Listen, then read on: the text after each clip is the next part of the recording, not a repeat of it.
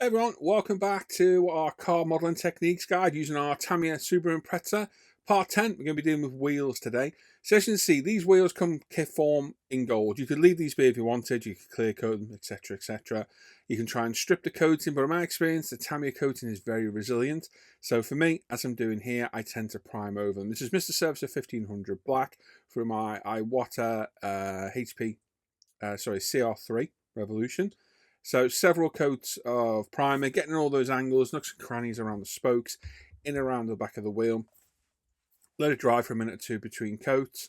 And after 3, maybe 4 light coats, you'll have all the areas covered. Let it dry for an hour or two, and we could come back in and paint it. Like I say, they are kind of the right colour out of the box, so you could leave them be. But for me, I think they need painting. So I've got Pro Scale Paint, which is myself and my partner Hannah's business. This is our Subaru Wheel Gold. It's a lacquer-based lacquer-based paint, pre-thinned for the airbrush, ready to rock and roll, and it is the official color code for Subaru wheels, so it is the correct color. Again, CR3 Revolution Iwata airbrush, about 20 psi, and again, several very light coats. The key to using our paint, Pro Scale Paint, is nice light coats. Just build it up slowly. Don't forget to do in the back of the wheels as well, and all the angles in and around the spokes. So yeah, just build it up. Beautiful colour. These are quite nice wheels as well. I've always liked these wheels on a 2005 car. So yeah, just keep building it up. The pigments are ultra fine on our paint, so they are to scale.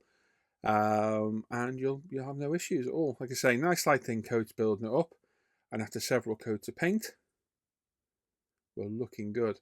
One final go over. As you see, I'm kind of waving the airbrush around in circular motion. And as you can see, I'm angling it from side to side, so getting all those different recesses and angles. Also get the outside of the rim as well. Sometimes the tires doesn't completely cover it. You don't want any primer showing through. But as you can see there, they've covered really well and look absolutely spectacular. So there we go. Like I say, probably 3-4 coats is sufficient. Just enough till it builds up. You kind of know when it's at the right level, because the pigmentation of the paint will become uniform all over and it will look neat. Tend to find it takes a while to build up. Our paints are not over thin. They spray absolutely beautiful.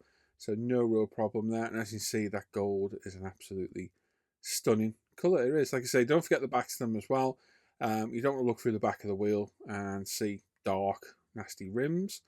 So yeah, just take your time, build it up slow, and work your way around. We do loads of colour match paints over on Pro Scale as well, loads of different wheel colours, manufacturer colours, special effect paints. Go over and have a look at our website. We also sell tools like this pin vise and this micro drill piece, and these tyre valves that are going in as well from Zoom On. We sell Tamiya tools, Zoom On, Bob Smith's glues, the lot. We get everything. So this is Tamiya's micro pin vise, and these are the micro drill bits from Zoom On. Tiny drill bits.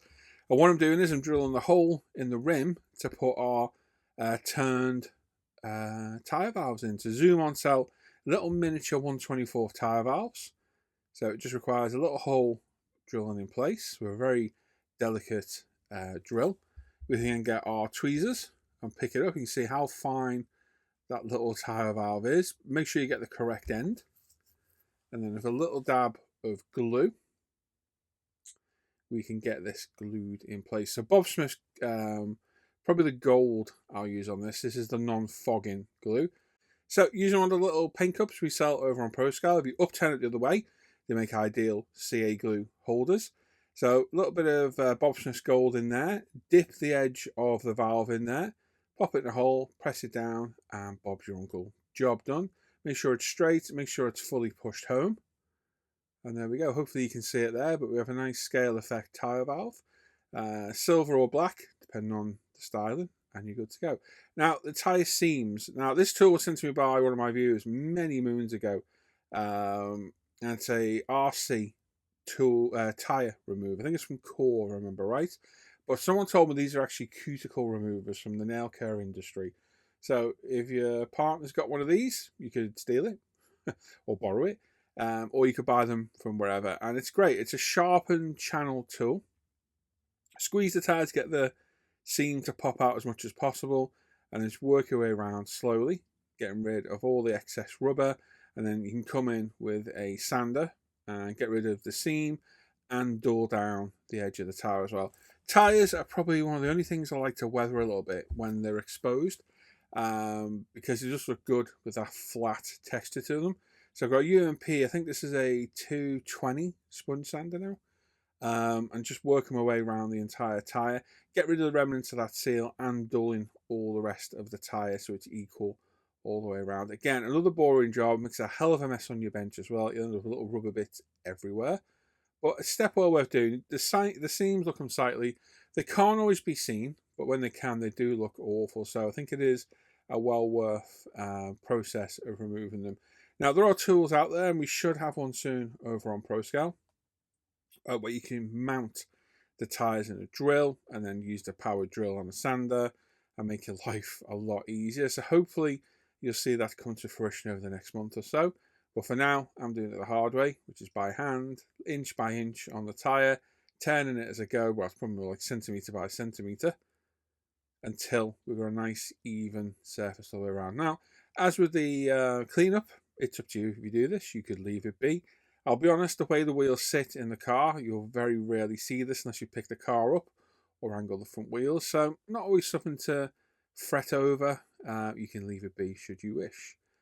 Now, wheels on tyres. Now, these are handed and the instructions tell you which way they go. So refer to instructions. 2 will go one way, 2 will go the other. They literally slot over the top, nice and easy. So just refer to instructions, look at the tread pattern, look at the orientation of the wheel, and push them over the top like so. There we go. And now decals. Now, a lot of people struggle with these. They're very odd, reverse kind of wet transfers. So the best way to do this, and I do have a video on these previously on the channel as well, is to cut out each one in a rounded shape, roughly in the shape of the tyre. So you'll see what I mean now. I've got the Tamiya decal scissors. And I'm going to curve the top so it matches the shape of the tyre. And then do exactly the same underneath.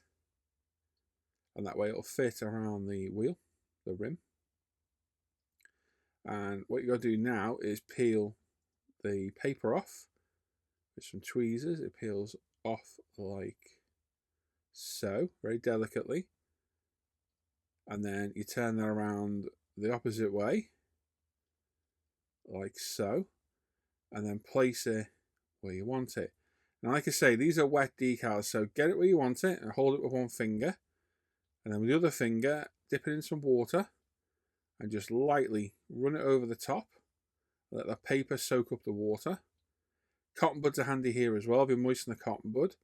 And all you want to do is just keep touching ever so slightly and lightly where the tyre marking is. And just keep pressing down with it. And eventually what it will do, it will release itself from the backing paper and it'll be printed the correct way around, the correct way around on the tyre.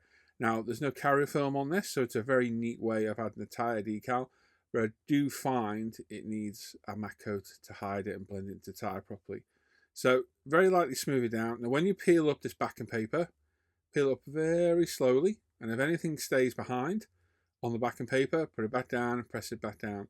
Once you're happy that it's on, get the clean edge of the cotton bud and wick up all that extra moisture. And you can always put a little bit of decal solution on top should you wish as well.